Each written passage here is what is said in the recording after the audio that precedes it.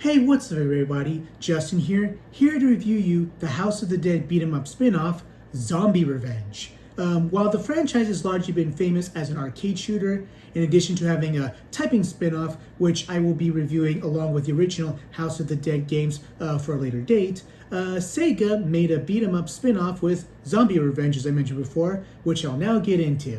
For this beat 'em up, you have the selection of 3 characters, Stick, Linda, and Rikia.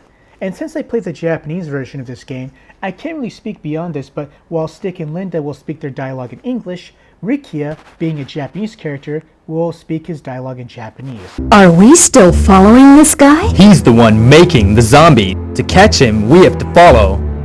Let's go!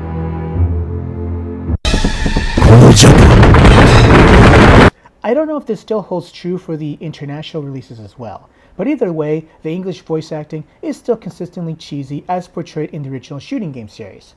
For example, it's always funny to hear Stick say "damn it" every time he dies. Damn it!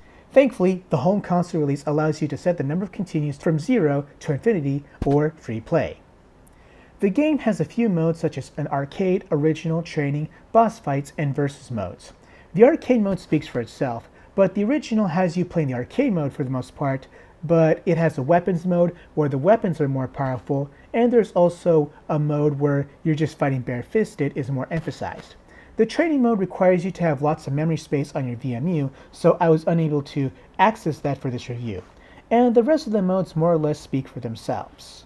The graphics and overall aesthetics are very consistent with the original House of the Dead series, and finds a way to be very true to it while also being distinct as a beat-em-up. The stages are very much in tune with what you would see in a shooting game, but with a different perspective. In fact, one of the stages in the original House of the Dead from the first game is pretty much featured here, and the music is pretty much the same as you would hear in the original series as well, with its eerie tone that takes you right into its horror atmosphere and keeps you on your toes. In addition to using striking and grappling if you're at close range, you have the option to use your firearm, but you'll be limited in ammo. So, you're more or less still fighting the same monsters and zombies, but under different conditions to suit the beat-em-up genre.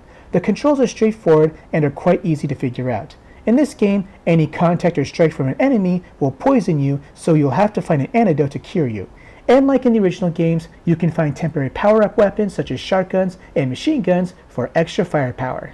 Despite having 3 characters being selectable, the game is limited to 2 players. Perhaps this was also the case of the original arcade release, which I have not had the pleasure of trying out.